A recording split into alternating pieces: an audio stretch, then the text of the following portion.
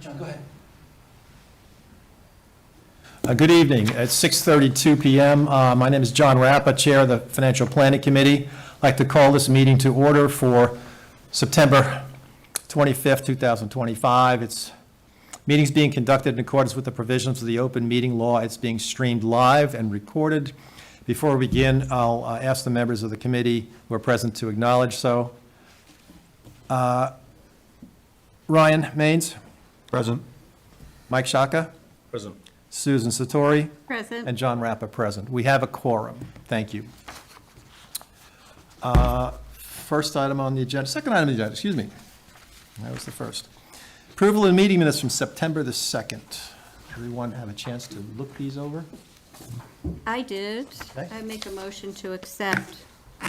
Okay, all those in favor? Aye? Okay, I have passes. one question about what's in there. It's not because if there's something wrong with it. It said that the committee discussed the possible need to formalize a 10-year capital plan through a policy or charter change, and you suggested that you and Mr. Little and Stephanie would discuss this offline and bring recommendations back at the next meeting. I love having a straight person. It's the fourth item on the agenda. Okay, great. Thank you. Yep, Thank you. We're covered. All right. Thank you. We are covered. Thank you. That's this, that's that. Okay. The main discussion tonight is the preparation for special town meeting on November 3rd of the White Cliffs articles. Jason, you going to lead off on that, and Yeah. Stephanie will provide? Yeah, sure. I'm definitely going to rely on Stephanie to talk Thank you. about the status of where we are with the contract and so forth.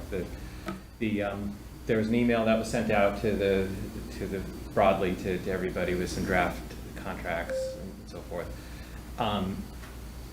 As far as I know, those haven't changed. We don't have an update. I think some of the language will change, but the overall negotiated deal hasn't changed from what I understand. There's an information session on Monday within the select board meeting, whereas publicly the terms of those agreements were discussed. Hopefully everybody was able to tune into some of this. It's broadly the same as everything that's been captured in the memos and those documents. So I'll let Steph talk about anything further related to that. Can we just go back up 50,000 feet, Steph? We went out to an RFP or an RFI, and we had two entities respond to that. Elegant Banquets was one, and I forget the name of the other one. But there was a process where we went out, we got these two bids, indications of interest, and we chose Elegant Banquets. So I'll let you take it from there. Yes, we chose Elegant Banquets. They have 4 other venues. They have 3 in Connecticut, 1 in New York. The one in New York is very similar to White Cliffs, being that it's historic, and Elegant Banquets has just a lot of experience. They've been doing it since the 80s with wedding venues, and their desire to create, another Le Chateau at White Cliffs is, that's their love, their desire, because they take passion with history as well as wedding functions. So with that said, we've been looking at the property with them. We've been in touch with Historic New England to hold the deed. Since we purchased the property with CPA funds, we're required to put a restriction on the property in perpetuity. Elegant Banquets is completely fine with this, and they're working with Historic New England to show them their plans, for instance, removing the existing ballroom and replacing it with another ballroom.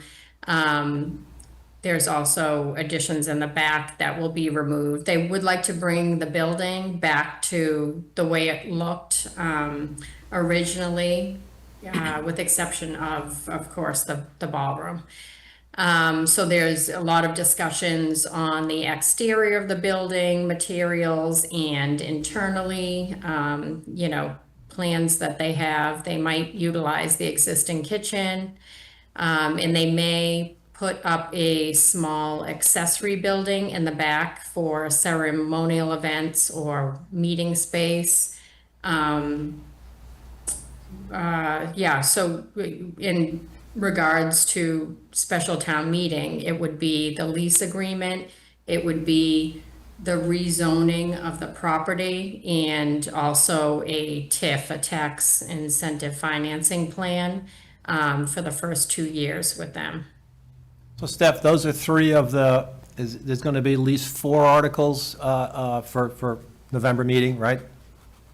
No, there's 3. But One I'm is saying the that there's a TIF, fourth and one. one is, There's a fourth one for the National Grid easement at 65 Main Street, the fire station. oh, site. you know what? So we found out we do not need that to go before town meeting. The Board of Selectmen or Select Board could just vote to accept that because it's a donation to the town. Okay. Yeah, so that can come off. Okay, good. And as of right now, we don't have any other zoning articles other than White Cliffs. For the benefit of my colleagues up here, at the Monday Select Board meeting, John Royce was here from Elegant Banquets, and he talked, it went on for about an hour and a half between his presentation and Steph and company augmenting that, and a number of questions from the audience. But the one buying signal I heard from his is that they want to move fast, quote unquote.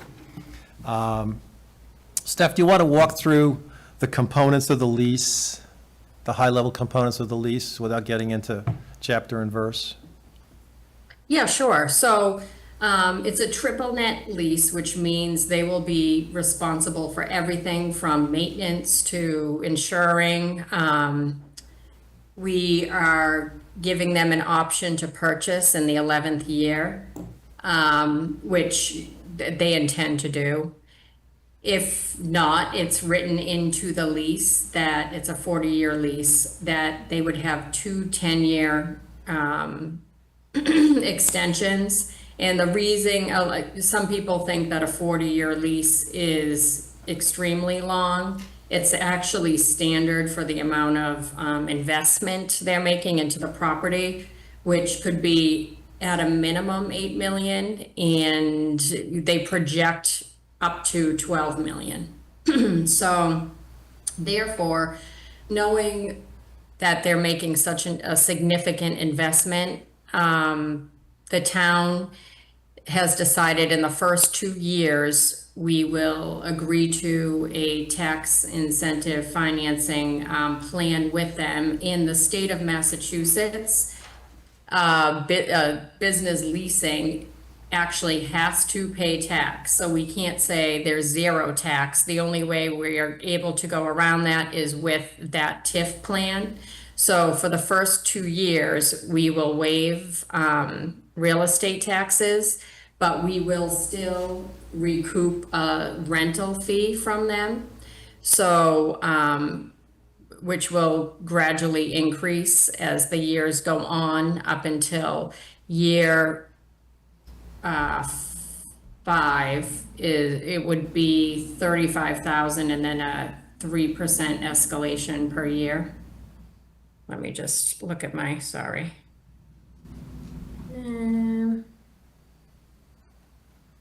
I'm looking at, you can't see my screen, right? No. Yeah, that's all right. Oh, why isn't it doing this? Hold on a second. Yeah, so in addition to the rental, we would also be collecting personal property taxes, which would be all of their, restaurant furniture, kitchen equipment. In addition to that, we would be collecting meals taxes because the town of Northborough fortunately passed the local incentive. So for every meal, we will receive tax money from that. as well as eventually the real estate taxes, which, after the second year, we'll be collecting real estate taxes from them as well. After the 10-year point, their intention is to absolutely purchase the property. So we're working on that now, and we're trying to decide, sorry, I can't pull up. I was trying to, it's weird. It says I'm connected, but I'm not. So we're trying to decide right now, both parties, to establish an amount that, so it's written, so 10 years later, there's not, a challenge either way. And what we think is equitable right now, if they were to pay us for, of course, our CPA funds that we borrowed to purchase the property, in addition to any capital costs, and pretty much for capital costs, it would be repairing the roof. And then if we were getting an appraisal rate at this point in time, the way the building is, and it's estimated to be around $2 million. If we came up to an escalator, so, for every year up to the next 10 years, what we think it would be appraised at in the condition the building is right now, being valued at $2 million. Because we can't just turn around after they've invested, up to $12 million and say, in 10 years, yeah, we want $12 million. It's just, it's not equitable regarding their investment and the money and the borrowing that they're, putting against the property.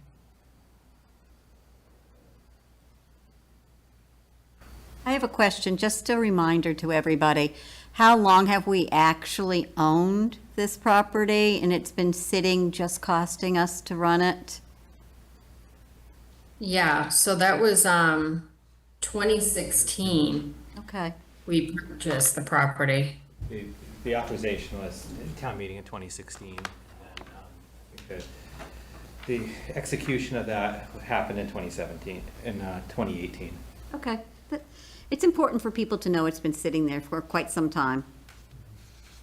Yeah, and I would just say, there's keeping the town voted in 2016 to preserve this building. So in order to preserve it, if you think about how many uses you could really have for that building, they're very few. And I think that's why it worked so well before as an event venue, that you could still have the beauty of the house preserved while at the same time, inviting people in to enjoy it.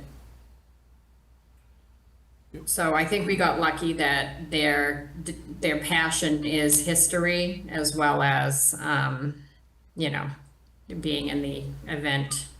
I was going to say, after you said the word lucky, I was going to say, I think you were born under a lucky star to have just arrived here in town and have this type of quality person come in and want like to to say take. it's me, but Yeah, lucky star.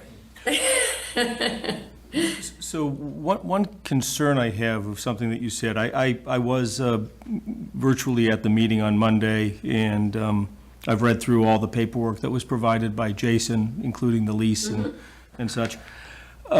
The right to purchase, as it was described in the lease in its current state, did not lead me to believe that we were aggressively seeking to quantify an amount as you just described. Yeah, the and that's why that's why I haven't released the lease as of yet, because we're still in negotiations. We're trying to figure out, so it's not as broad as the language the draft form is right now. So we can actually pinpoint a cost that they would purchase it from. So 10 years out, when none of us are here anymore, there won't be any I hope I'm still around in 10 years. ambiguous, yeah. Mike, can I add to what Stephanie said? I was invited to an executive session of the Select Board with Scott Rogers from Appropriations, and these high-level points were discussed. The idea of giving them a call option was in there, but there was no, the board, the Select Board collectively had no feeling at that time in terms of a specific price. Yeah. And the question is, given the way it is now and what they're going to put into it, what would be the value, 2 years from now, 5, 10 years from now? Arbitrarily, is it a call option at 5 million or 10 million or 50 million? The board went back and forth on that, and they still, there were still terms that Stephanie and the lawyers had to go work out, so that was up in the air. Yeah, well, I guess the thing that I'm perplexed is I do have a copy of the lease here. It's the 36 pages that I read, so I'm not sure what changes you're referring to that aren't, I thought that this was the freshest copy. Is there another copy, another revision since this document that I'm reading? Mike, I made it clear that, it's still a draft copy. When people said at the last meeting, will you put it online? I said I absolutely will when it's in its final stage, but right now it's too early. So because you're a financial committee, of course, we'll share, what we have now, but that, you'll see that beginning option, it says option to purchase, that will be definitely more defined, as in there will be a set number, there will be, whether or not we add in the escalator for future years, but that will be changing. Okay, so that really changes the perspective that I have coming into this, after having, attended Monday, after having read all of the documents. The right to purchase, without having that information, I'm really going to have a lot of trouble making any decision to recommend, because that's a critical component. Absolutely. I agree. I'll tell you one thing that I can say with absolute certainty. Whatever number we put, if we decide to put an absolute number in there as a right to purchase, I will tell you with absolute certainty, that number will be wrong. Guaranteed, it's wrong. It's either too high or too low. There's no way that we can effectively come up with a number today to predict effectively, based on all of the unknowns of inflation, the time value of money, and all the other factors, what the right purchase price is going to be. So I'm very, very, very uncomfortable with that. That's why we're simplifying it, because it is not, it's not fair for Elegant Banquets to come in, invest, basically all of the money to get it back into a decent shape. We're gonna look at the building that the town owns right now, valued at around $2 million. And then we're going to create an escalator of, at this point in time, let's put it this way. If they weren't in the picture, the building would continue to deteriorate. So the value would probably be less and less and less, and the maintenance would be more and more and more. Yep. So if we look at it at $2 million and then provide for an escalator, and you're right, nobody knows, but like you said, without any number, it's pointless. We're gonna have people 10 years from now fighting about, the purchase price. So that's what we're trying to alleviate, and that's the only really, a fair way to go about it, with them making such a significant investment. Yeah, I have to disagree, because I think that the arrangement that we're making is having consideration for the fact that they're going to be making significant capital expenditures and outlay over the period, whether it be 8 million or 12 million. And what we're providing to them is we're providing them very favorable lease terms. So the way that this should be looked at, in my opinion, is that we should be looking at it as a 40-year lease with 2 10-year options to extend, which takes it to a 60-year obligation of the town to lease this property to these people.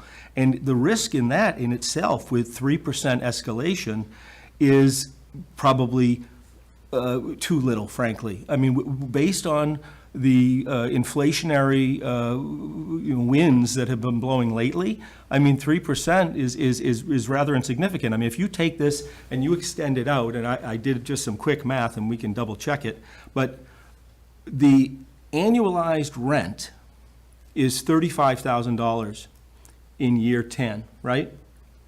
If we push that out for 40 years, out to 40 years, that annualized rent comes out to $114,000. So you look at that and you look at the time value of money of what $114,000 is, they're paying very, very, very favorable terms in terms of a lease. So at the 10-year point, I believe it's fair to the taxpayers only to look at the current conditions at that time and come up with a reasonable, mutually agreed upon price, whether to purchase the property or not. And if they decide that they don't want to purchase it, then they continue to go with the lease, which is, again, very favorable. So I strongly disagree with us coming up with a number. That would be fine and good if they weren't investing millions of dollars into it. Again. And the building was fine as is right now, Again, I was but very. that's not the case. Again, I was very clear. I've done this before myself. I own property. All of my commercial tenants, they do their own build-outs. And I provide them favorable terms for them to make, $100,000 investment, whatever they're going to invest. And they receive those terms so that they can have visibility into the capital outlay that they've made because they're taking on that risk. And that's exactly what we're doing here. What you're describing is giving them their cake and letting them eat it too. You're giving them favorable terms, and then you're talking about providing a purchase price that very well could be very unfair to the town and the taxpayers. For us to recover the investment and then a little bit of interest just because they invested $12 million, that doesn't cut it. I'm sorry. Once they own the property, we'll be getting full real estate tax, we'll be getting full meals tax, we'll be getting personal property tax. We're getting full meals tax and full property tax as of, I believe, year 5. So nothing changes there. The only thing that changes is that instead of getting an annualized lease or getting a fair purchase price, we're getting a purchase price that is established 10 years ahead with no knowledge of what that future holds. It doesn't, I'm not going to go back and forth. It does not make sense. It's going to take them at the most aggressive stage, which they're pretty aggressive, 18 months once they get started, they're hoping. So let's just round it up to 2 years. So 10 minus 2 is 8 years. And they're investing, like I said, possibly up to $12 million. So I think within that time frame, it's a pretty fair negotiated term regarding their investment, us still being able to collect rent, have an escalator, have meals tax, of course, coming to us, personal property. So it's not like the town is not recouping revenue for the amount of money that they're investing. That's a very short amount of time. There's a way For to. them to be able to make a profit to run their business as well as recoup from their investment. There's certainly a way to mathematically calculate the outlay of capital that's required to make the improvements to the building and identify what the fair market value of rental income would be based on that outlay.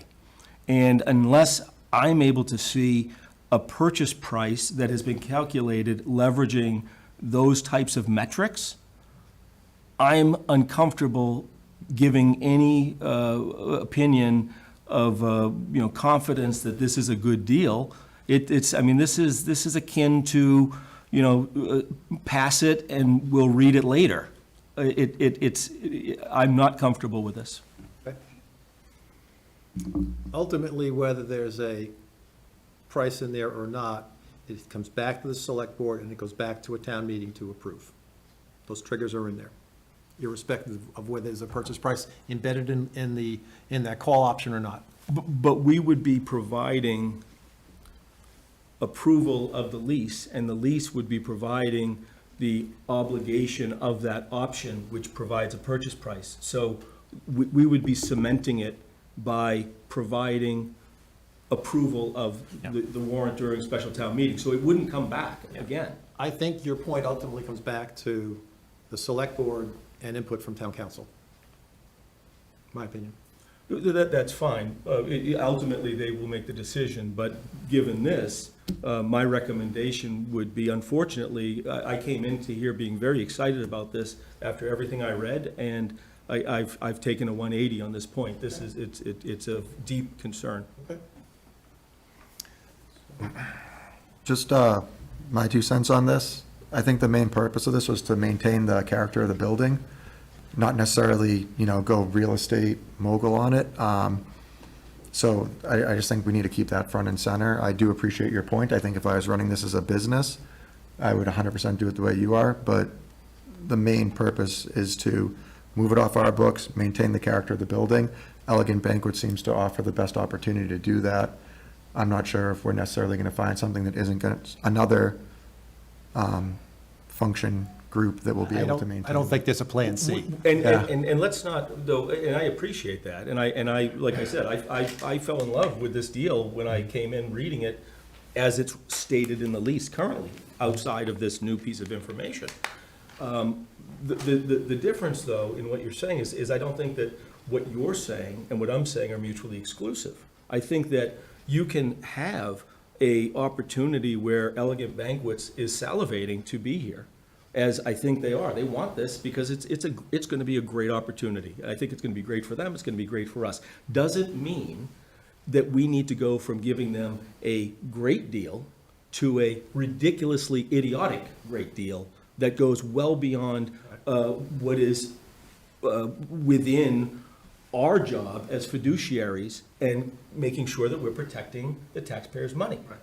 They're still getting if they never exercise the option and they go 60 years with that lease, It's a great lease. they're No, I agree. doing great. That's a great lease. I would kill, any company would kill to have 60 years. You're going to pay $135,000 a year for that property in the year 2065? Like, that's what a paper boy is going to be making in 2065. I mean, If there are still papers. Well, I don't think there are now, but that's the point.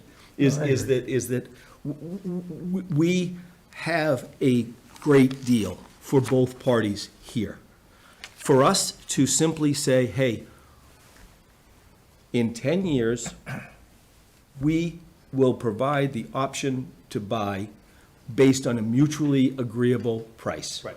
And that's it. And at that point, the town doesn't want it on our books. If it's a fair price and we can sell it to them then we're gonna do it. And Mike, in that case, you get an appraisal, or multiple appraisals. Yeah. We get ours, we come to Yeah. the table, say, okay, how close or how far away we are. Exactly, and we take into consideration, like the capital that they put into it. We all of that can be contemplated. Yeah. And at that time, for everything that I've seen, this town is more than reasonable. A matter of fact, it leans the other way of being, unfortunately, unfair to the taxpayer in many times. So I have complete belief that in 10 years, we would have a willingness to be very, very fair in providing a price, because we don't want to be in the landlord business. No. So we want to unload it. But we don't need to make a bad deal today. No. We don't need I to agree make a with bad deal today. Yeah, I guess in terms of the language, though, we just have to make something that stipulates base price, a certain Yeah. rate of return Well, based yeah, on. have you like- read the lease? Yeah, So yeah. if you read the lease. That's what it sounded like, The right, language yeah. that's in here, like I said, I fell in love with this. I thought I had, when I came into this meeting, I said, I'm not gonna say a word. I loved everything. Everything was great, until that point. All right, okay, we hear you. Can we talk about the rezoning? That's one of the other articles. Can I just make a comment Sorry, before we please. move on? Yep. This is all happening in executive session, so we're not privy to conversations, numbers. we did have a representative there at one meeting, two meetings, how many? Just to one? I'm probably not even allowed to ask you if this particular issue came up, but Ask. I don't think you could tell me, but. What's your question? Could ask if I What is, know. what's the question? My point is that sometimes when we have diverse opinions and things are done in an executive session, if it's legal, I think it would be helpful for this committee to have its own executive session to hear what the points that were made, to get you to the point to want to talk about selling it in the way that you are. I think it's important for you to have that information. Absolutely, and I think it's unfair to all of us to have to make a decision recommending this without having a critical piece of information. Now, that executive session meeting was 2.5, 3 weeks ago. And everyone was engaged in the conversations, all 6, 7 of us, and Stephanie was there. But, you know, it was high-level heads of agreement on the components of the deal and, you know, where it was at that time relative to the conversations Stephanie has had through counsel with Elegant Banquets and their counsel. So I'm not telling stories out of school. But it was, you know, everyone was engaged, everyone was excited about the possibility that this would be a good deal. Okay, well, I have the deepest of respect for you, but that doesn't help me. I said, ask the question, I didn't know, I couldn't tell if I could answer it. I was wondering, is it legal for us to have an executive session to have an update from somebody that attended another committee's executive session? Stephanie? I don't know, that's a good question. I'm just thinking, it's for negotiating purposes. People on. Oh, okay. Maybe if it was linked to the select board, then yeah, because it would be the select board, you know, making the agreement with Elegant Banquet. So if, yeah, you were invited into a, Steph, could I you, think the dynamics of that brings it to a place where Mike is bringing up some very good suggestions and points of view. And there are going to be a lot of other people out there with the same kind of point of view. And I think that the only way he's either going to become more comfortable with it or maybe persuasive enough is in a situation where we can talk candidly. so Mike, am I getting this clear that you would be satisfied if they decide to purchase, no, if they do not decide to purchase in, you know, after year 10, to then increase the lease amount? Is that the angle you're getting at? I'm sorry, repeat that question? So if they did not purchase the property after year 10 and wanted to continue to lease from that point on, you would like a higher escalator? Is that correct? No, that's not what I'm saying. I'm okay with the 3%. You know, I mean, even though, you know, I just did a little bit of quick math here, you know, looking at the square footage of the property, and, you know, if you know, nearly 19,000 square feet of property, you know, let's say in today's market, you know, you're looking at essentially warehouse space. Depending on where it is, what town, of course, there's all kinds of factors, but we can go really cheap. Let's say $10 a square foot. that's really cheap. Really cheap, right? $10 a square foot for warehouse space, right? So this is going to be, you know, a building that's going to have all these improvements. You do the math and you say $10, well, that comes out to a monthly rent of $15,650 in year 40, right? If we're doing escalations of 3%, in year 40, that rent's going to be $9,500. So you're looking at about, you know, roughly $6,000, right? So I'm sorry, you take the investment that they're making and you roll that out over 40 years. we sell it for a song, sell it for 4 million, whatever, amount we come up with, we're getting the short end of that. Yeah. That doesn't make any sense. Those numbers just don't make sense. All right. So again, I'm okay with the 3%. I think that it's very, a sweet deal for them to have 3% escalation. May I suggest we have Stephanie come back to us on these points? Because this is still in progress. Yeah, I would like to, if it's possible for us to delay any recommendation on this. We're not on that yet, but I hear Until you. we have some clarity Right. on, what we're going to be doing Yep. with regard to. They're all valid questions, and I think, yes, you do deserve to have the clarity, we all do. I do have a question for you. Is it the nature of this individual's business that he does like to own his properties after Yeah, time? he owns every other property. Okay, so he is going to be very interested in owning this. So if he really wants it to be able to purchase it, Mike would like us to look at more information in regard to how you would position that.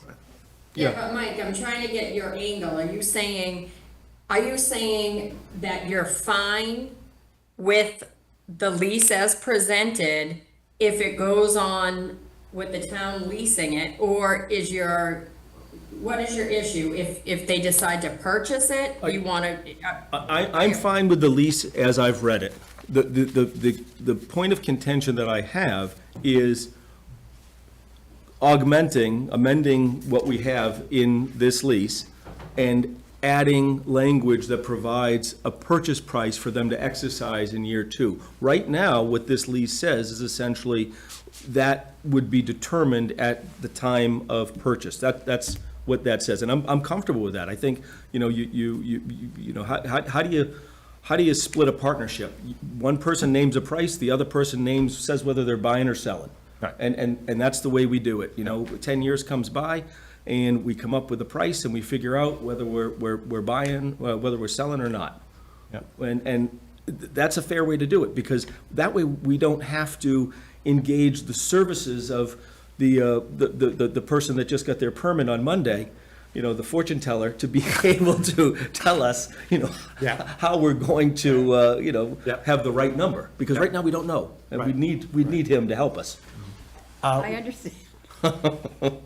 We're not opening this for I mean, public comment yet, but I you can see, from their perspective that after they've invested so many millions, there could be a totally different board they're working with, a totally different town administrator. So they want some sense of clarity in what to expect in year 10. Yeah, well, what they have is they have 60 years of visibility of very favorable lease rate, Mike, where do you get 60 from? because it's 40 years, and then they have 2 10-year options. But I go to year 10, and I either exercise it or not, and then the lease continues for another 30 years. Yep. And then there's 2 10-year periods of option. So they have 2 10-year options to extend under the same terms. Okay. So it's what we're committing ourselves to in this lease is 60 years. It's a 40-year initial term. Right. And then there's 2 10-year options. I see Scott Charpentier has joined us, and while we're not opening this for public comment, Scott, do you have any perspective on this as part of the discussion?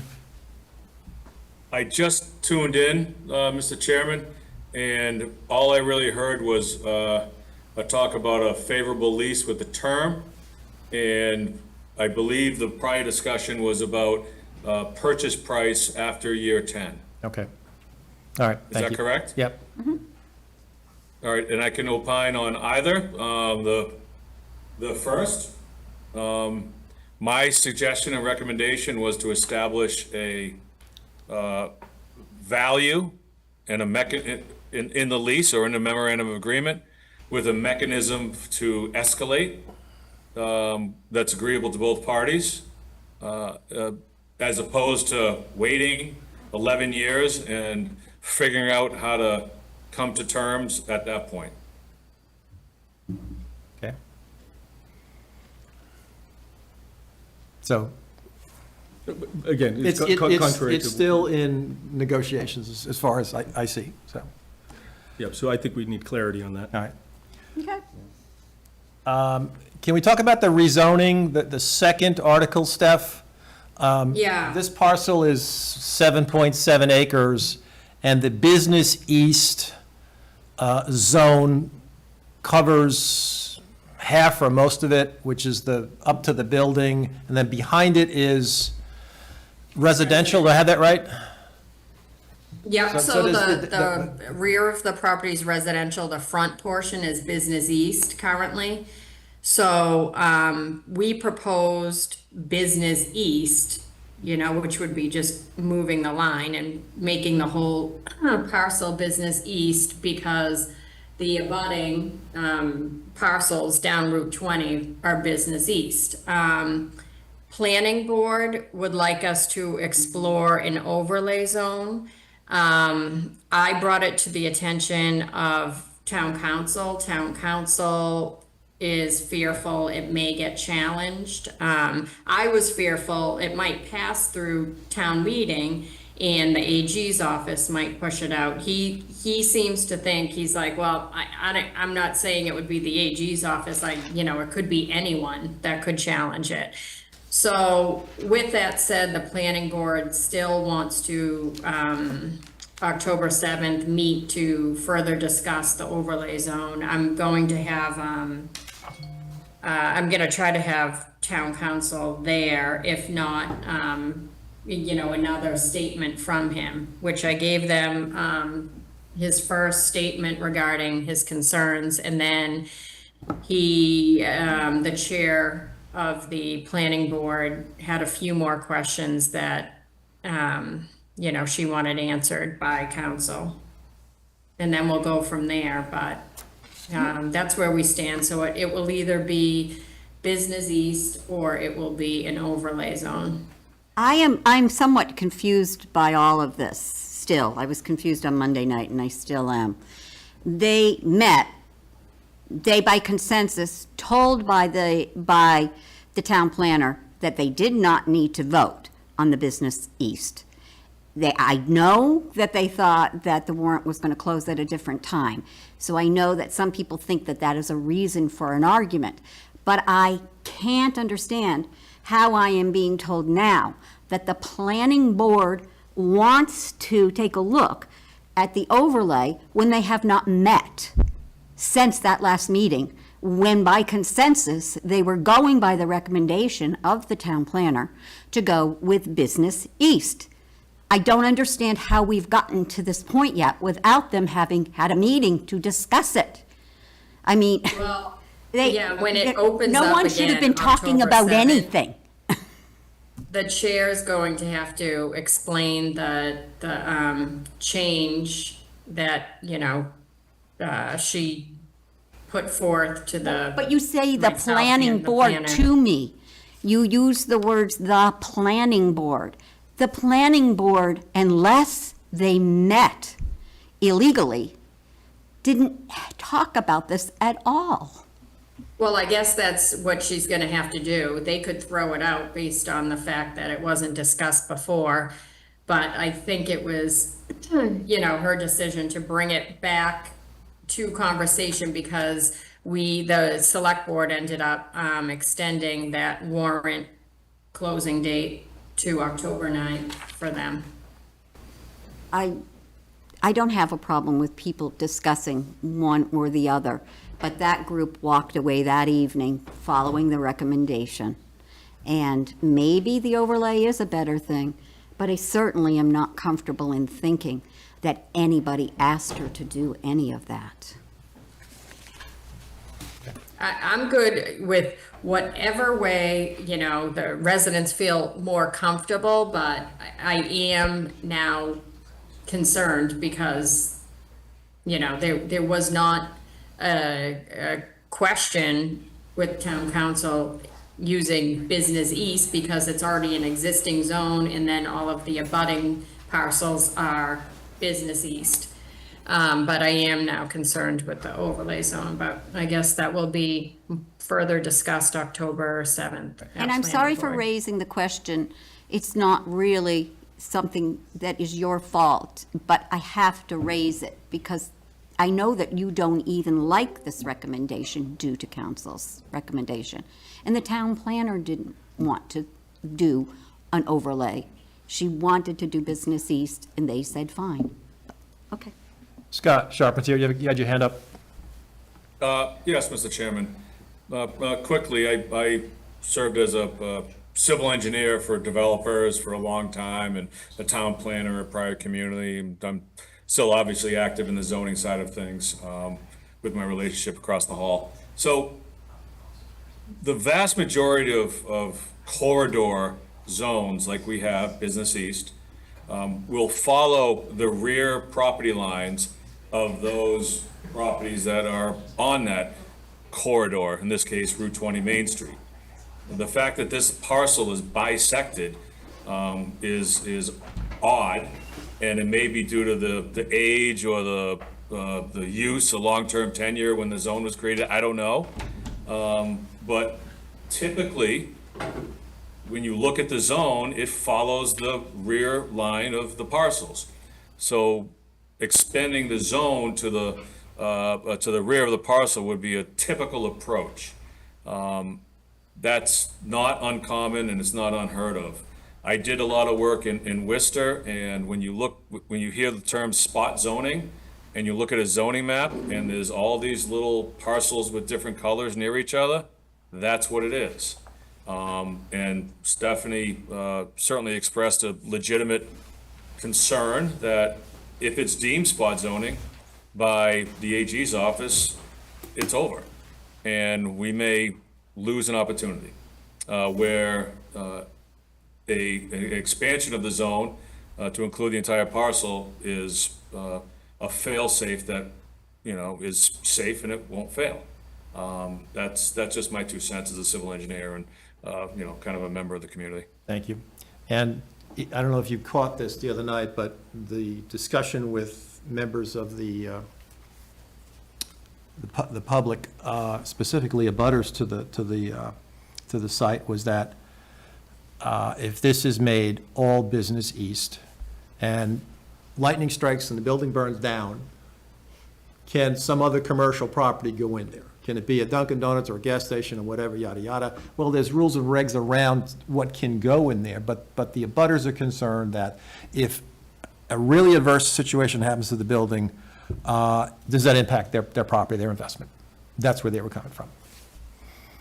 I did hear that, Mr. Chairman, and I'm confident that the permit granting authority, in that case, and under the current bylaws, the planning board would do their best in the best interest of the community, which they've obviously done in the past. And they're strong enough to continue that path, I think. So this is a point that we're not going to resolve tonight, but it is one of the articles, and it's one of the things that we're going to have some finality on, that ultimately we're going to opine on this soon. I wonder if it could be possible and palatable for us to provide some protection in the event of a catastrophe where the leaseor had to maintain adequate insurance levels to replace. I know that there are insurance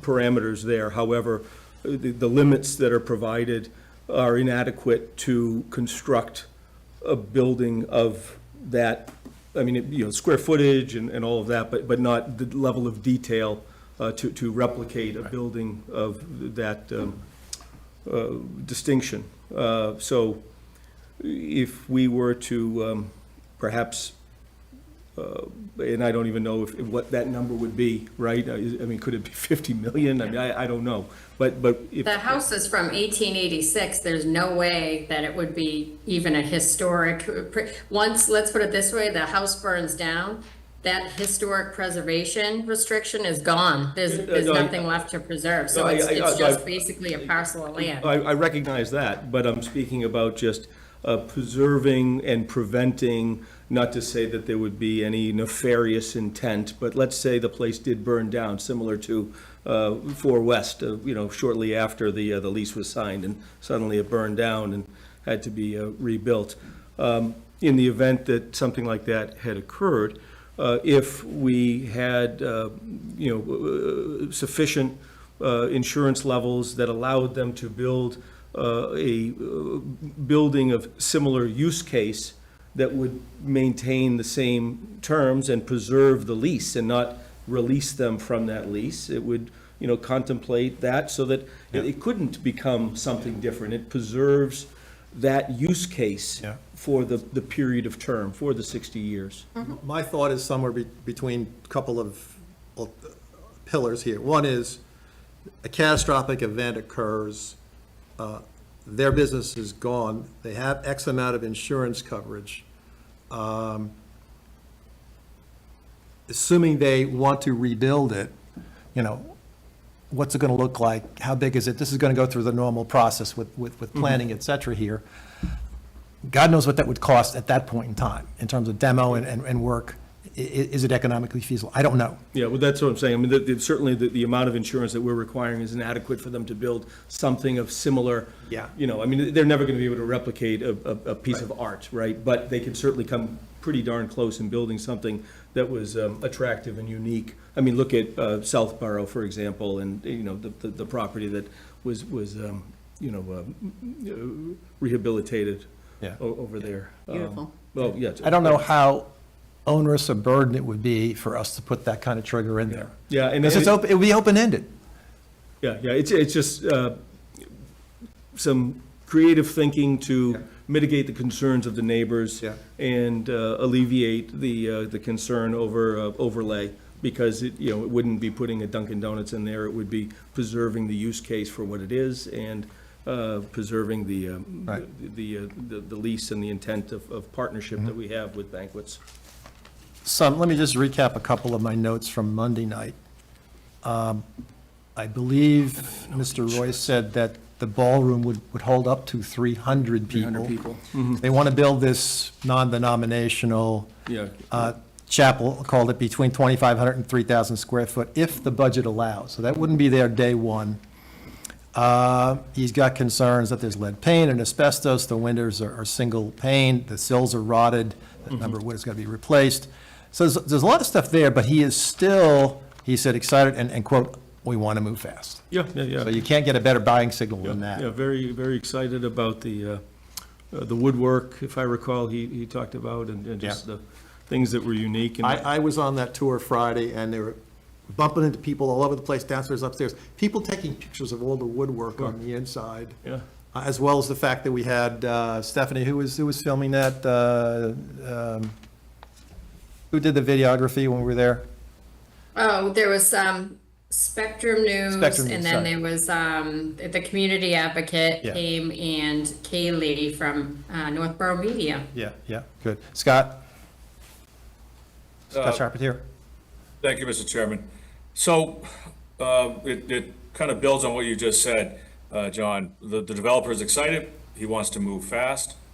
The quickest way for us to facilitate and assist is to get the rezone, which allows him to move forward. And he has a solid 18 to 24-month construction period. We have that amount of time to vet out and establish an appropriate, well-thought-out overlay district that is not targeted at protecting one property, but the entire district. I think that's the most prudent and responsible way to move forward with the bylaw changes. I mean, that overlay districts need to be thought out. They need to be well-planned and seen from through a lot of different lenses. Right.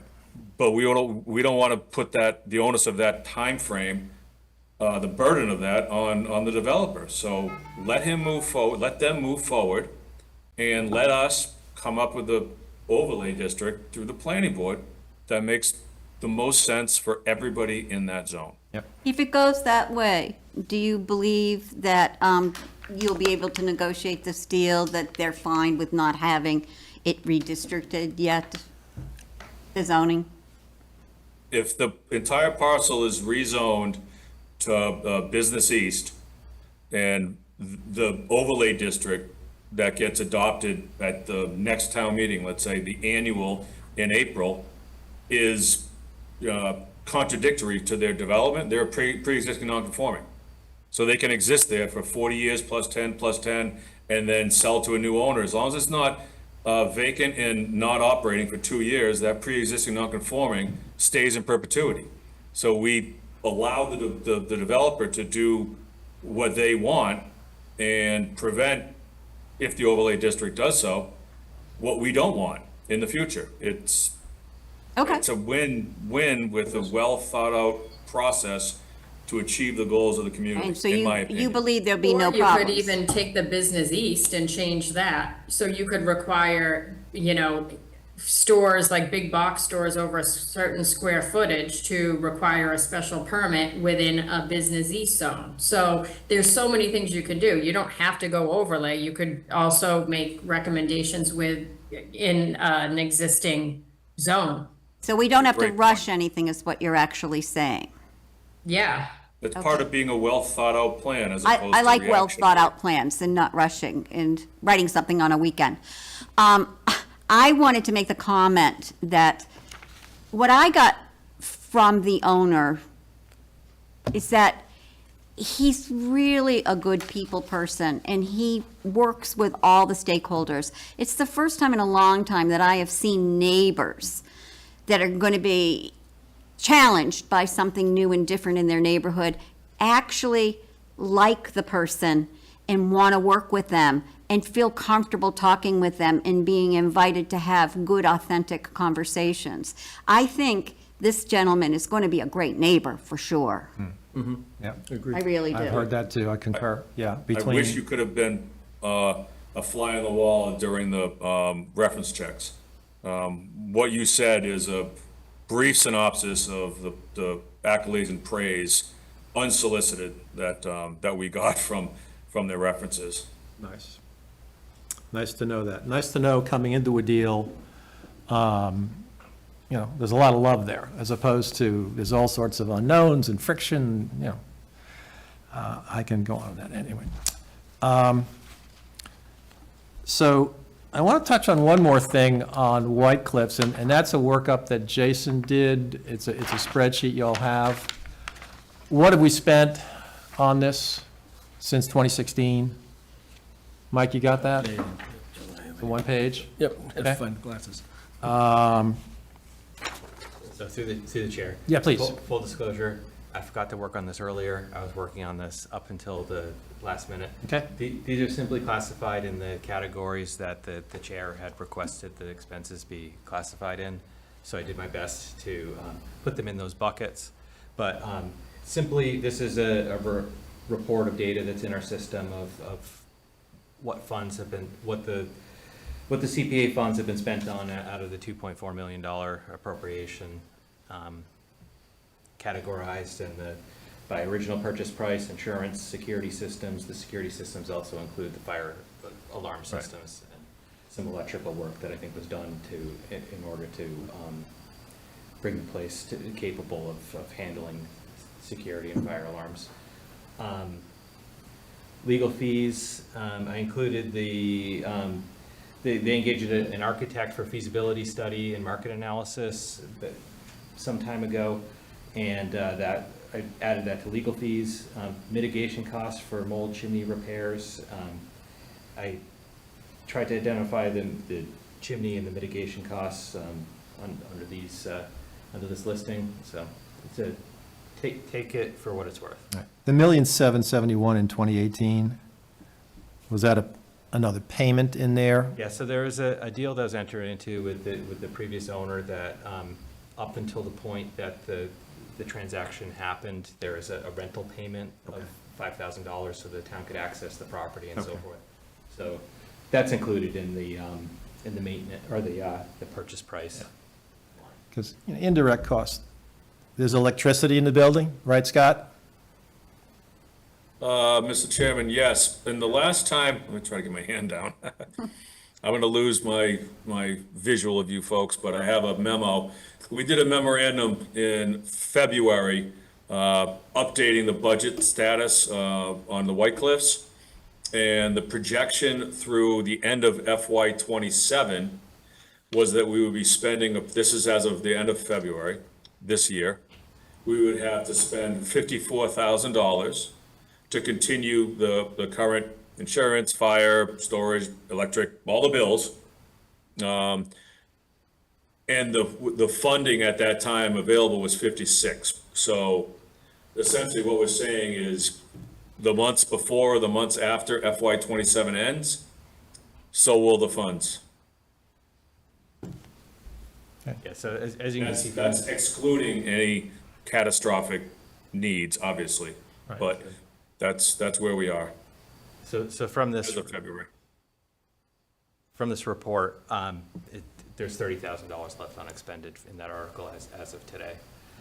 What's not included here is the debt service that's been paid on the property. That's about $248,000 through the life of the debt, which is, there's 2 more years of debt It service. was a 10-year, right? 10 years, yes. Yeah, so again, the mechanics of the debt were that we had short-term debt up through the bond issue this year. We issued permanent debt.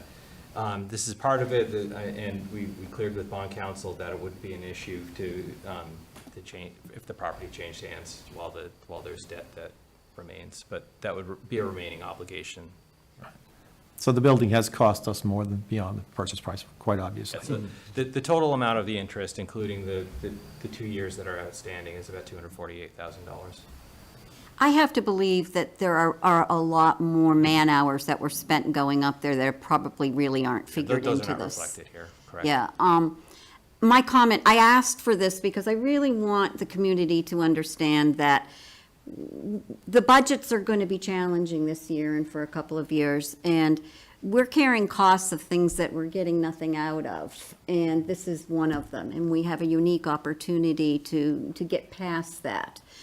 And you're telling me now that the funds that you have been being used are going to run out, and I doubt you have deep pockets there in your operating budget to be able to get all the things done that would need to be continued to be done there. So I just think we need to all remember how much this thing costs us. Scott, you have one more question? It's actually a comment, Mr. Chairman, in response to Susan's comments. We did a soft cost operating analysis, an indirect cost analysis for the White Cliffs, and for labor and expenses, not electrical, just materials and labor, maintaining the building, and the grounds, mowing and plowing and the like, it's a little over $15,000 a year.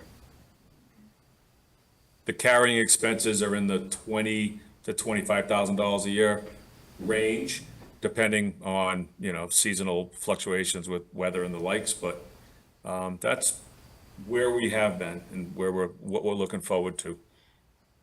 Thank you. Okay. Any other questions? Well, we have Scott. No. Steph and Jason, what do you see as some of the next steps? Obviously, we're going to have to put some kind of report together. That lease is going to be finalized. Ultimately, we're going to want to meet and vote on this. What do you see as the horizon, and what do we have to back into in terms of dates? Good point. It would be a relatively quick timeline that we have to back into. I'm seeing that we'll probably have to post a meeting around October 9th, and the deadline we have on our calendar to get a report into the booklet for town meeting is October 14th is what we have in our timeline. Okay. So October 9th, I think we have is it. Yeah, the what board would is we going look to vote to approve the warrant articles on 10/9. Right. Right. So when we get to that, and since we got to move quick, is it possible that you would send us a draft? Maybe we can get on a Zoom call on that. Take people's red line individually and roll it up. What are your thoughts? Steph, Jason, any thoughts on that? What date, Yes. John? Yeah, okay, good, cool, done. Relative to a report coming from this committee, I'm trying to think of the mechanics that you'll come up with some sort of draft. You're going to circulate it to us. conceivably, we can provide individual red line markups to that, get on a Zoom and come to some consensus on it. Ultimately, we're going to have a vote. And that vote count will be in the report. So, we've got a short leash on this. What are we talking Good news about, is a it's only a draft? couple articles. A draft of what? You say draft report. So, At least, probably. A report for the committee to submit for the warrant booklet. Our report? Yes. Correct. Okay. yes. So nobody else is writing that report but us? Well, appropriations is doing one for themselves separately, but no, Right. it would be this committee. Okay. Yeah, So we have to fit into the timeline getting that done. that was my point. And we Yep. still have some actionable items, and people want some information and understanding about some things. And So how do we do that? Did I hear that the select board is meeting on October 9th to Correct. approve? Yes. Okay, so we have to, yeah, so it has to be prior to that, obviously. yeah, so Okay. we got to scramble. Yeah, so I guess, in order for me to feel comfortable with voting affirmatively for this, as I said, short of having language that allows for mutually agreeable purchase price at the time of that option coming to term. If it's not that, then Stephanie, I'm really going to need to see some pretty convincing metrics that are showing, why the valuation is the number, and it's, it's not some arbitrary number. It's going to really need to build on either, tying to CPI, or some other, index. It's going to have to take into consideration, a lot of different factors. The CPI, of course, would recognize, whatever the prevailing winds are for inflation, right? But yeah, I recognize that there's an investment on their side, but we can also, that's not an enigma. We can calculate against, whatever that investment is and run it out, for 30 years, 40 years. It's all, it's a math problem, is what it is. Steph, it's the 25th today. It's a Thursday, I think so, yeah, Thursday. Where do you think you're going to be relative to getting that lease in a somewhat finished form? And the next So, week, or what? Their Elegant Banquets attorney is working on some things right now. The town attorney will be back on Monday. She was away for a few days, so I'm sure they'll touch base Monday and hopefully can work through a lot of these issues. Is Kate their attorney or our attorney? Our attorney. Okay, so I saw some. KP Law is our law firm. KP Law. No, but Kate, the name Yeah, Kate. Oh, but the law firm's name is KP Law. Okay, yeah. Yes, I just wanted to No, I got you. find out, because there were some red lines that were by Kate, and Saw I that, didn't yeah. know which Yeah, there's an attorney. attorney that works for KP Law named Kate. Named Katie Kate, Coyne. okay. Yeah. Can I ask where it's going to fit in your timeline to actually potentially address any of the issues raised by Mike? Is there any room there for that conversation in your timeline? Or is this now just lawyers looking at finishing up? Yeah, absolutely, right, I mean, we can, of course, bring that up, and this is all helpful information, which is why, we're gonna have on October 6th, we're having another public information session, which is part of the select board's meeting for anyone that couldn't attend on the 22nd. But yes, this is all helpful information, and whatever we can do, we can do. I'm just, I'm Would it be helpful if Mike very drafted? careful. I don't want them to run. Would it be helpful if Mike drafted a memo or something in regard to exactly what his concerns are, so it's helpful for you to pass it along? Yeah, Mike, that would be great if you could do that. I'd appreciate it. Could you do something like that, Mike? Yeah, sure. So that she doesn't have to explain what it is you're saying. She can hand it to the lawyers and to the people that she's negotiating with. Sure. Thanks, Mike. And would I provide that just directly to you, Stephanie, or is that something that you're wanting to? Yeah, that's fine. And certainly definitely a If step. John doesn't I'm mind. right at this point in time, I'm concerned with just, moving the ball along quickly. Yeah, Rather and than, just CC John. slow it down. Okay? Sure. So he knows it's done, so and he doesn't then, have to get whatever after it. that feedback is, we'll bring it back to the committee, or Steph will bring Okay? it back to the committee. Thank you. Okay? Thank you. All Mike. right? Good. I think that's the best way to probably get some answers and maybe get the ball rolling in a way that you might like, but there's no promises. And just out of curiosity there too, Stephanie, do you think they would be open to something that's formula-driven, kind of like what Mike was saying with CPI? So like, we agree on the price today, it's worth $2 million. CPI over the 10 years brings it to whatever number it is in the future, and that's the agreed-upon sale price. Doesn't need to be a discrete number, but rather a framework for how we would calculate an agreed-upon number. Because it would still give them the same protection, it just wouldn't give them the, Yeah, index it. Yeah, I would say so, yeah. sounds logical, Ryan. Yep. And these guys are, very, very hospitable, very You amenable. gonna draft a memo too, or is he gonna put that in his? I think the more voices, if there's more concerns, if there's. And you'll send it to her and CC him. All right, thank Good, you. all right. Before we move forward, any other questions, comments on the White Cliff articles? Scott? Thank you, Mr. Chairman.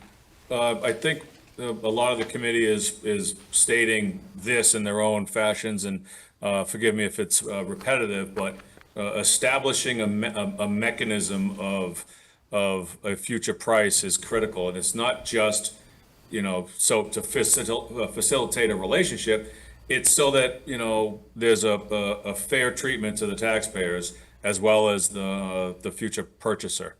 We actually asked to see a escalation factor established based on duration look back, say 10 years, 20 years, what have you, for comps in that zone, in the region, to memorialize something. There are other metrics than CPI. Maybe there's a metric in the real estate industry that's more appropriate for this, that we're happy to look at and discuss.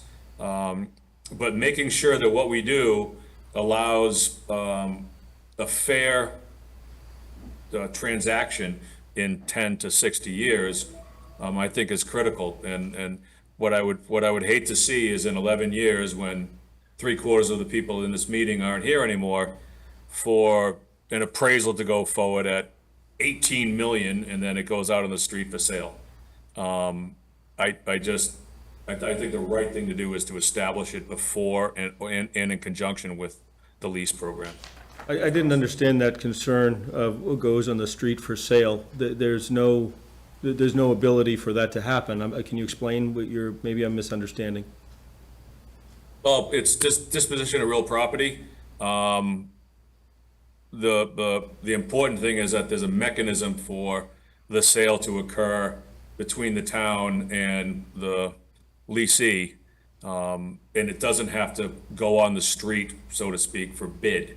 Because somebody who invests $10 million into a building to make it beautiful cannot possibly bid against a general person who has no investment in it yet. There's protections that are contemplated in the lease that disallow that. There is no Right. ability to sell it to a third party. Correct. Correct. And So- what I'm saying is today, I think it's important to establish how that value is derived in the future so that both parties are protected. Set the expectation, manage the expectation. Thank you, Mr. Chairman. Exactly. Well said. All right, can we move to the next agenda item? Are we ready to do that? Scott, thank you. At the last Thank you, Mr. meeting. Chairman. You're welcome. At the last meeting, there was discussion about the long-range capital plan, and 2 years ago, the then town administrator expanded the horizon from 6 years to 10.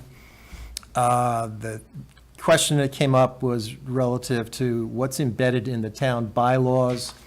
And I had drafted this language, which you have in a one sheet there, ran it by Stephanie and Jason. And I believe this is language we could put into our financial planning report to the town. Now, this may not make sense in what we're about to do with the White Cliff stuff, but certainly in spring of next year, this probably makes sense in terms of some boilerplate into what we typically do. The point is, this was expanded because best practices for long-term infrastructure, et cetera, and forecasting in the 10 years makes better sense, as opposed to we went the other way. We're not going the other way. We're going a longer look out. And Steph and Jason have indicated, when this was started 2 years ago, that the department heads got on board with it. There was no major pushback or whatever. So you'll see that in some of the handouts we have here. And so, does anybody have any strong feelings about this or something like this amended for our future use? I'm glad that you got started on it. The only, I want to change a word. I don't want opines there. We advise. It's in the town code that we advise. I think that we should stick to the language within our code. Advises? Yep. Okay, that's easy enough, okay. Is that the only word on the first sentence? That's it, yeah, Okay, yeah. all right. It's just, it sounds like you, but I want us to sound like the charter. Something we need to vote on? I don't think so, do you guys? So We're the ultimately, newbies, we don't know. ultimately, when we start drafting a report into the spring, we will put this into it, okay?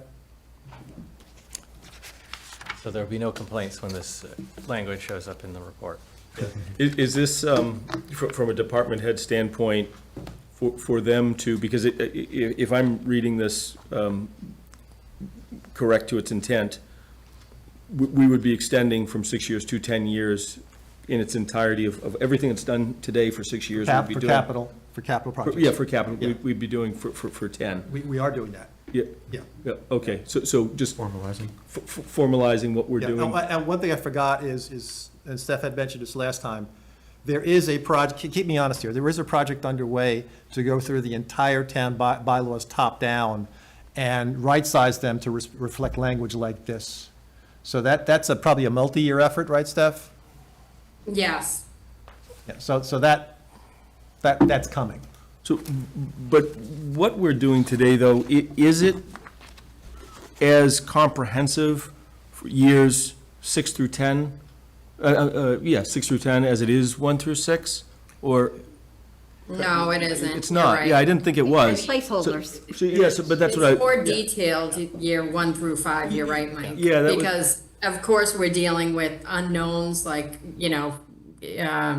inflation rates, and we don't know what material costs are gonna be. Something So, breaks. you're right, it's more detailed year 1 through 5, but it's good to know on the horizon, like, hey, I'm gonna need a ladder truck in year 9. Yeah, so that's what I'm trying to figure out, though, because I know we do go out to 10, but I thought there were kind of two levels of intricacy that we're asking the department heads to provide, and it's almost like years 1 through 6, you better be darn sure. Years 6 through 10, kind of, take Well, your, there is right? some of that, but the idea is, there's a place card out there. Yeah, And what I've seen is, as we get closer, people mark to market. You can go out and you check the price of, whether it's technology or equipment, trucks, whatever, they mark to market on that. So as you get to the year, like when we review with the department starting next month, they would have gotten specific proposals with specific prices for whatever that line item is. Yeah. I have a personal feeling about why this has happened, and it's that all of a sudden there was a feasibility study of some sort that was done about building a new town hall. And they wanted to do it relatively soon, and we really weren't doing 10 years. We were doing 6, and it's like, no, you got the Peasley School next. So I think the town administrator kind of like said, let's do 10 so I can get my town hall down there. And I don't think that it's, the 10-year out is anything other than probably a good thing for this facilities manager, because he's now new. He's letting us know what's going on within the facilities and what you might need and how many years out you're going to need it. And as he's here longer, he'll be able to start to drop those kinds of things in. Does that make sense? Yeah, listen, I'm all for a greater degree of predictability. Yeah. And having, insights. I don't think that's So- evolved so- yet, So I but- think that's great, but I guess I'm trying to understand what rails the department heads are gonna have to live between in terms of what, what's gonna be different, what is the expectation of them in terms of what they're gonna have to provide that's different from today, and.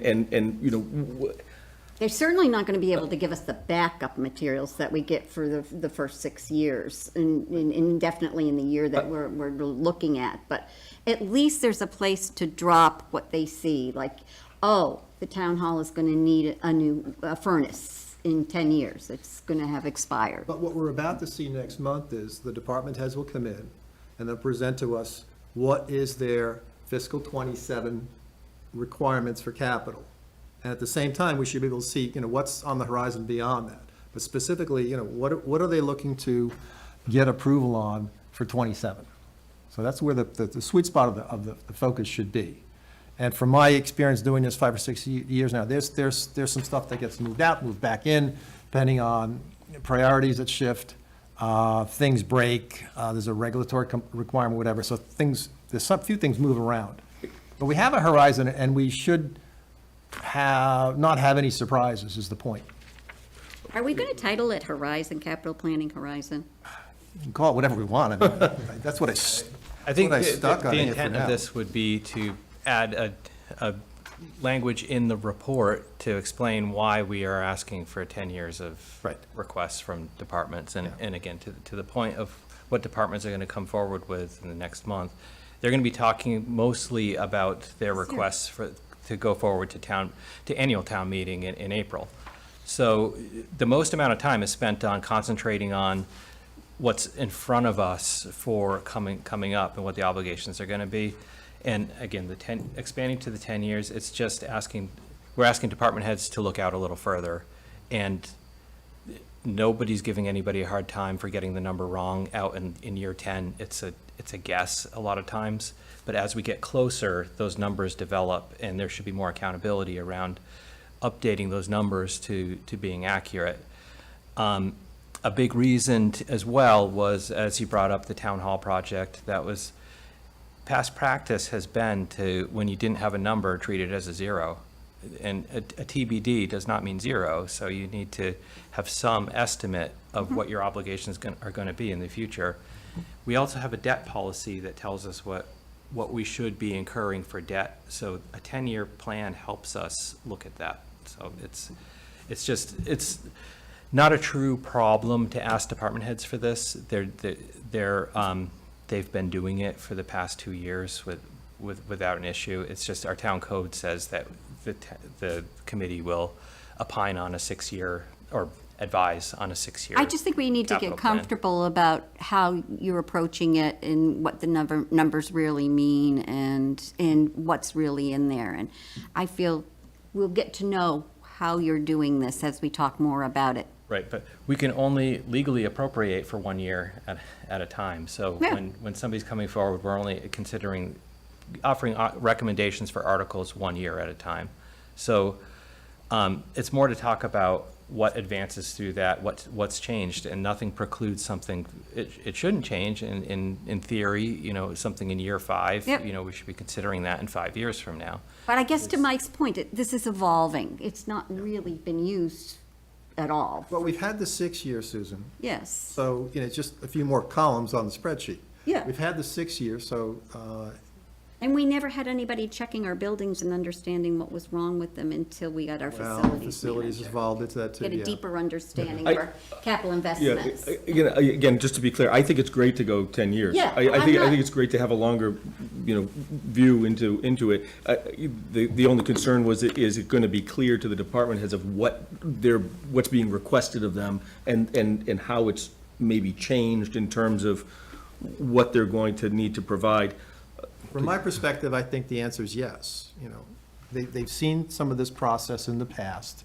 You know, stretching it out, we've done this 2 years before. As they come in front of us in the coming weeks, you'll see the 27 request, but you'll see the rest of the horizon out there. And so as, you know, you may have questions about, well, you know, what are you doing 3 years out, or why is that out there, or how, you know, how do you think it's that much, you know? So we'll have some interaction with them on that to get some comfort level with each department's capital request, and their, what's another word for horizon? Timeline?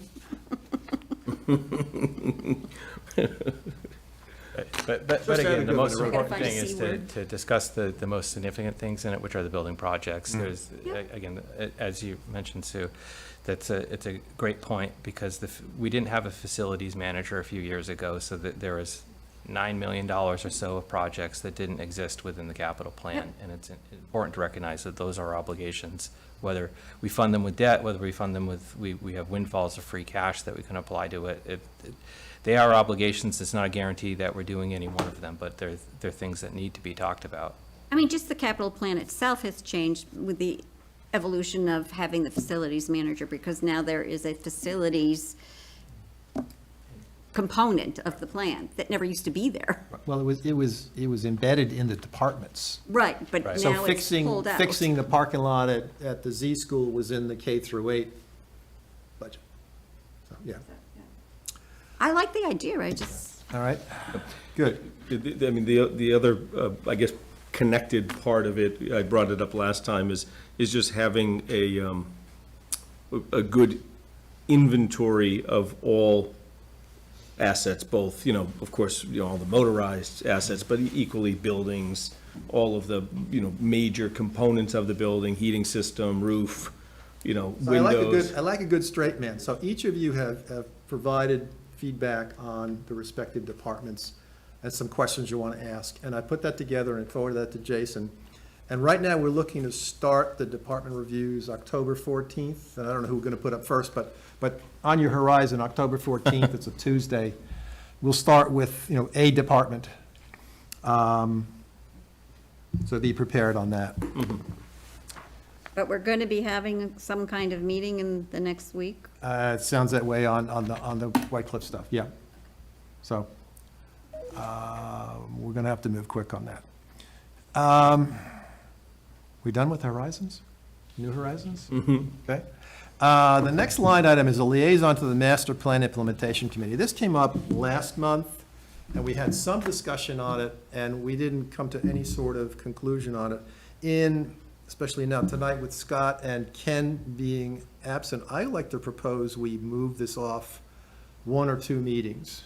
I don't see an urgency of needing to get it done quickly, but I'd rather have the entire group here to discuss this in terms of what do we expect to see or contribute in a liaison capacity and urgency, and where are they?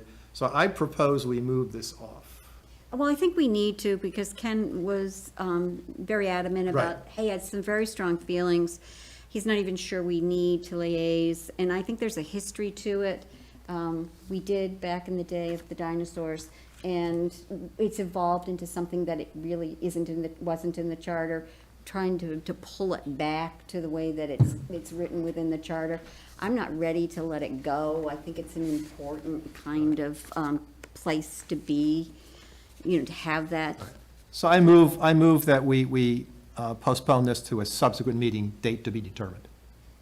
Any second? The second. Okay, approved, okay, good. Number 6 on the agenda, department reviews. Again, we were going to start October 14th. We gave you these augmented questions.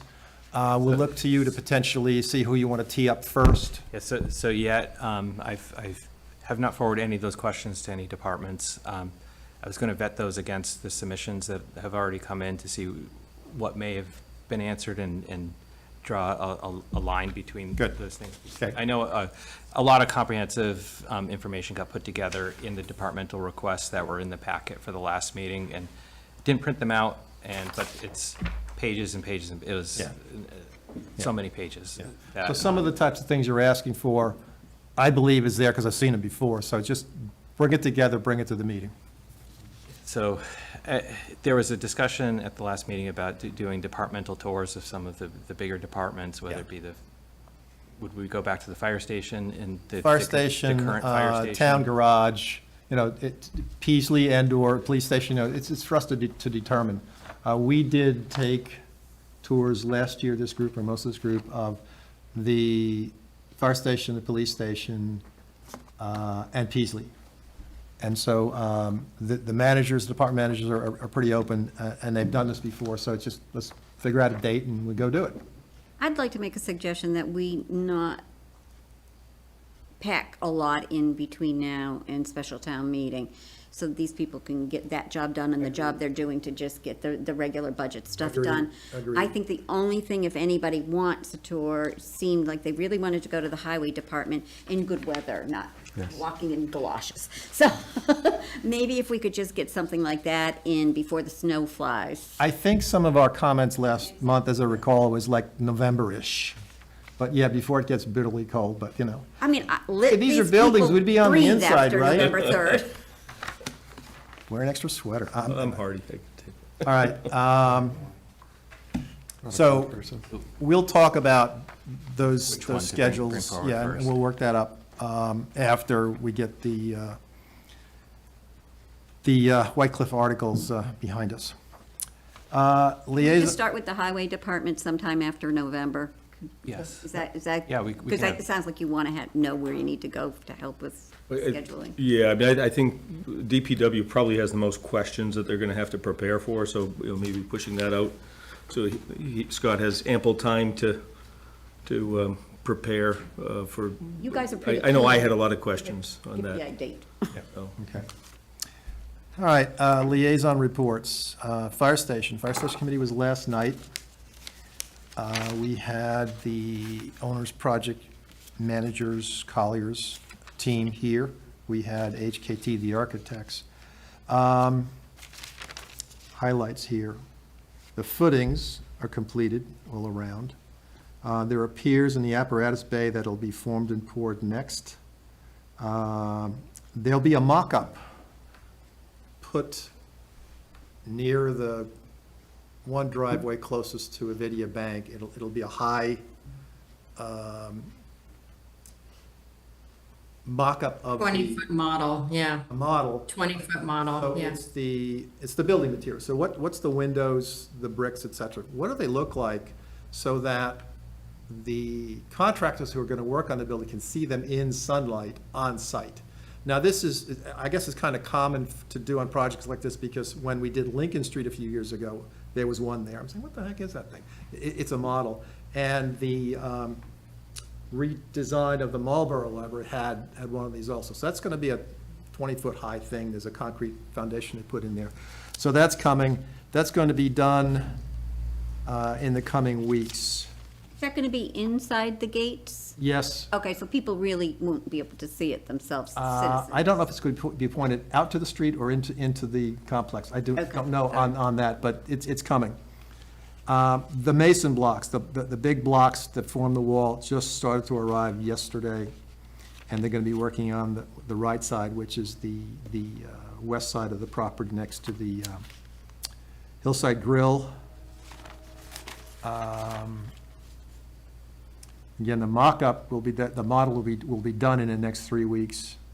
Last week, the 17th, there was a tour on the site for the committee. H.V. Collins, the general contractor, and Colliers, the OEM, escorted us around the physical setup with the foundation, and we had discussions about various aspects of the foundation and the wall and soil removal, et cetera. Steel is expected to be delivered starting October 30th. Financials, we're on track. Where is it? The project is on budget, according to Colliers. And there was discussion about the amount of soil removal. So there was a gas station there before. As part of the town's acquiring the property, The seller was required to remove gas tanks to abate any contamination in the soil. They did that, and that was reviewed with a environmental consulting firm. They backfilled whatever they scooped out, but they put unacceptable soil in there. They put silt, which I'm told for construction purposes is not acceptable. So that soil has to be removed, has been removed, et cetera. So the general contractor was removing more soil than they thought they would. Well, I guess I'm a little bit confused there, because I know we talked about this back on the last meeting, September, what was it, 2nd or something? Yeah. And I had asked the question because I had heard that there was several hundred thousands of dollars that we had spent removing contaminated soil. And I watched the meeting yesterday, and I was really concerned and a little bit disturbed, because that's not what I heard.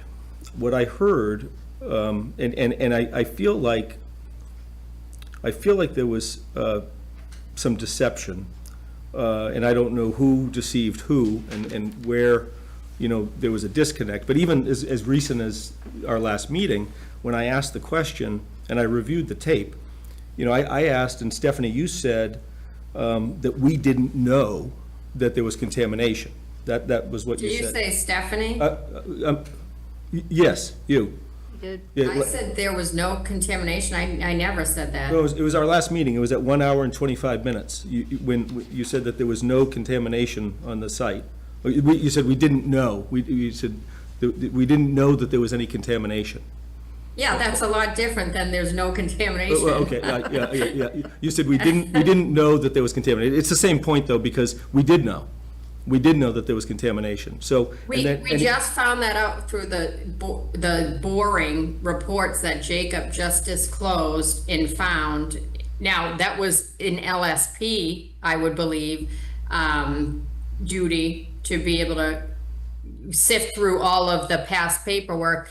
What John was saying was the former site owner, after the gas station was there, when they cleaned up, they took 6 feet of soil, they removed it and put clean fill in. Now, the fill was clean, but what they're saying they think happened was through groundwater that kept coming up with the contaminated soils below, hence contaminated that 6-foot layer, not in all places, but even the places that they didn't find contaminated soil, it didn't pass the compaction test, so they had to excavate all of that soil, sometimes down to 14 feet, which was natural grade. So this is the dilemma we're dealing with. It's a lot of work that was unplanned. Yeah, no, I heard that, but the problem is that, we're speculating that that's what happened because we don't have any concentration levels of, what that level of contamination is in that area. It very well could be that the sill became contaminated by a diluted portion of contamination that was there, but that doesn't remove the fact that what was provided last night, which was really, really eye-opening, was that there were 39 boreholes that were dug, and 3 of them were absolutely, we were informed that they were contaminated. And that goes contrary to your comment that we didn't know, and it goes contrary to Mr. Rappa's comment that all boreholes were clear. So somebody, I believe, misled you and Mr. Rappa, because I know that, I take you for your word. You didn't know, you thought they were clear. You thought, you didn't know that there was something there. But it doesn't remove the fact that somebody was aware at some point, and it was clearly written in the report that there was contamination, and the agreement that we had with the seller was that they were going to provide a clean site. And it was not a clean site. There were 3 boreholes that absolutely showed contamination, and now we've spent $770,000 I think is what I heard, and I heard that we may have to spend another $1 million, which is eating into roughly 50% of our $4 million contingency. So the question I have is, who are we suing? Who's got accountability to this? Because we're spending $2 million when we were told that we were going to be given a clean site. And at town meeting, I reviewed what Mr. Jones provided in terms of looking at the tape, where I heard it with my own ears, but I wanted to review it again, and I saw at precisely the time slot that he stated. The fire chief reported that no, all of the boreholes were clear, and that's simply not true. So the town voted on this project on a lie. It was a lie. Mike, report in my hands here from Capital Environmental, the guys that worked when the site was excavated by the previous owner, and they're working there today. June 18th, they observed the excavation of 6 test pits at this proposed sites. They were excavated by the DPW. Test pit locations were correlated with the future locations of proposed drainage structures. Soil samples from the six test pits on site were for total organic vapor, calibrated photoionization detector, et cetera. So they had test pits down to 8 feet or more. The deepest soil sample from each test pit was properly packaged, preserved, placed on ice, put into a cooler, and shipped to a Massachusetts certified laboratory for testing under standard chain of custody. Each sample was analyzed for extractable petroleum hydrocarbons and volatile petroleum hydrocarbons.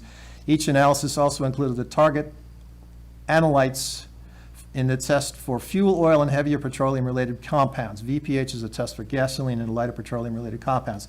The majority of the test results were below the test method detection limits, known as none detected. And I'll just skip to the end here, because each page covers these.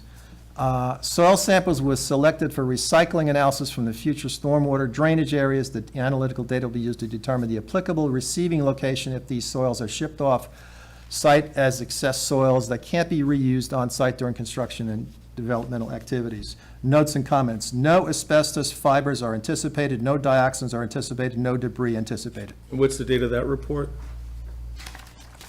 July 8th, the activity occurred on June 18th. So we had this, Which year? 24, we had this 24. information prior to town meeting last fall. Okay, but it doesn't eliminate the fact that there was already a report that was done by our environmental engineers that examined 39 boreholes. I didn't hear 39 boreholes. No, there were, Go ahead. there were 39, but that's what I heard. I may be mistaken, but I believe it was 39. And of those 39, 36 were clear, and 3 of them had significant contamination that was above acceptable levels. And we still accepted the site as a clean site, and we've now taken on the burden of paying what could be $2 million of contingency, where, I don't know, if somebody dropped the ball, I would like to think that there should be accountability and there should be legal action. The town should not be responsible, the taxpayer should not be responsible for footing the bill of $2 million of something that we were told was there, but then somebody misled and said it wasn't there. The general contractor fixed bid the project. The general contractor estimated how much soil would be excavated, and now they're finding out they have to take away more. And some of that is not acceptable and had to be transported to an asphalt plant and sold to them as part of that abatement. Again, that doesn't negate the fact that prior to even having the bid, prior to the town voting on the warrant, we knew the information that these boreholes were contaminated. That's And not what this report says. This this does not say that. I believe the report that was referred, and we could, we could ask Mr. Jones or review the tape. I take him at his word. I haven't read the report. I think it was a 60-page report. But what was stated, and if this is incorrect, then we need to clarify this. Because what was stated very clearly was that there were 3 boreholes that had levels of toxicity that would not allow it to be defined as a clean site. And the proof of the pudding's in the eating, right? We're now spending $2 million because obviously it wasn't clean. So- Who generated that report? I believe it was by our engineers. I didn't take as copious notes. I think it was the RAM report through the DEP. I think it's the release abatement report. And I just heard of it as well from Jacob, so I can look further into it. Maybe it was a RAM report that was prior to the cleanup. I don't know. I really have to look into it before I make I think comment. the short answer is here is the committee agreed last night to bring Capital Environmental in, their professional engineer, at the next meeting to address what was done at this time and at the current time. Yeah, I think that this is something that as a taxpayer in this town, and having had concerns about this project in the beginning, and voting no for it based on those concerns, this only, compounds what those concerns were, and I think that this really needs to be uncovered. I mean, this is a significant problem that needs to come to light, because there really does need to be accountability. If somebody dropped the ball and didn't read it, whether it was our OPMs or whomever it was, whether it was, the committee members, I don't know, but we definitely need a thorough investigation. because This will is be $2 a million. continuing conversation at their meeting next month. Yeah. All right, to me, this trust seems to have been broken in regard to this. There are some people that are fairly inflamed about it, and I don't know enough about it to have an opinion one way or the other. But I do know that if we're going to move forward with this, I think we have to build a respectful process in place. I don't think we talk about suing anybody till we get all the information and really truly understand and feel very comfortable. I think there has to be grace in our actions. Sure, we need to know who's accountable, and then if. And we need to if- ratchet if- down the rhetoric Yeah, and well- just move on a nice, steady course. I don't disagree that you want to know and should know. It doesn't sound like they're not willing to talk about this more. But as advisors to the town, let's keep it as calm as possible as we go through it, because we want people to, trust Well, what's happening. well, exactly, and that's really the whole point, is we need to have trust. Right. And I feel like that trust was broken based on what I heard last night, and I think we need to earn that trust back from those that had concerns, and we need to identify where that accountability is, and if prudent, then we need to, First, we have to see if trust was broken. Right. Okay, first we have to see that. And then, if trust was broken, we put together a respectful process to figure out Fix it. how we fix what's going on there so we can continue on and not spend any more money, but to also fix why this happened, how it happened, and what we need to do to make it not happen again. And it sounds like you want some accountability. oh, from we definitely, some of the yeah, people. we certainly need But remedy. that's probably not for us to decide, Mm-hmm. but certainly you can, as John would say, opine on it. Mm-hmm. But let's just try to be calm about this. Yeah, and I think also another point is, of course, if there's accountability somewhere that's, legitimate, that's one case, but also we have to keep in mind that this is a major construction project, and I was in civil engineering for years.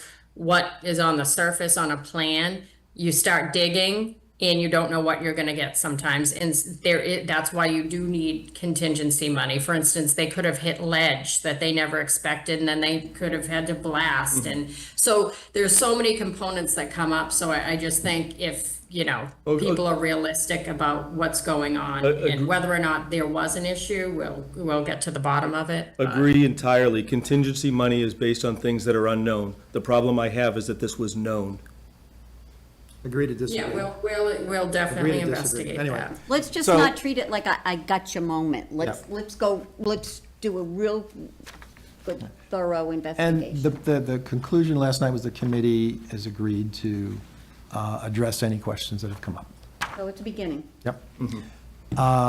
Next item on here is we don't have a representative. Scott's been our liaison to the Peasley School Building Committee, so there's no update I can give you on that. I can speak to that. Oh, John. good. I'm Okay, an great. ex officio member of the Peasley. Oh, that's right, School you are, Building. yeah, And sorry. you're on the design committee too? Yeah, and I'm on the design selection committee, which before this I heard meeting, today. we actually met today at Yeah. 4 o'clock. This is the process whereby we interview candidates to serve as designer, and it's a process that's prescribed, working closely with the OPM, prescribed by MSBA. And coming up in October, there will be interviews with the designers, and there's a whole questionnaire that I'm going to have to be involved with filling out on the proposals that have been submitted to their OPM, which is different from the OPM for the fire station project. Thank you. At this point in time, we've got a line item for public comments. Any other members of the public out there have questions for us? Going once? Going twice? Nope, okay. So are you going to put together some dates for the next week? Is that what's happening here? Yeah, I'll opine on that, yeah. Does that work for you? On my horizon, I'll get it. I'll out bring there. a penny jar. We'll start Good, putting it okay, every good. time we say it. Any other business, folks? Any other business? Ryan? Jason or Steph, have we missed anything? I I just, think we're good. We'll just definitely solidify those dates. Please. developing in real time as well as we're planning to close the books tomorrow, so we'll be working through the process of certifying free cash with the Department of Revenue, so we'll know the number that we're working with very soon, and I'll be Great. working with the administrator on preparing a free cash plan to present to the select board, and so we have some actual parameters around the budget to work forward with. Good. Very Kind of good. like Good. on time, All right. what you planned. Move to adjourn? Sure. I move that we adjourn. Okay. Second? Meeting's adjourned at 8:24 PM. Thank you, folks. Thank you all.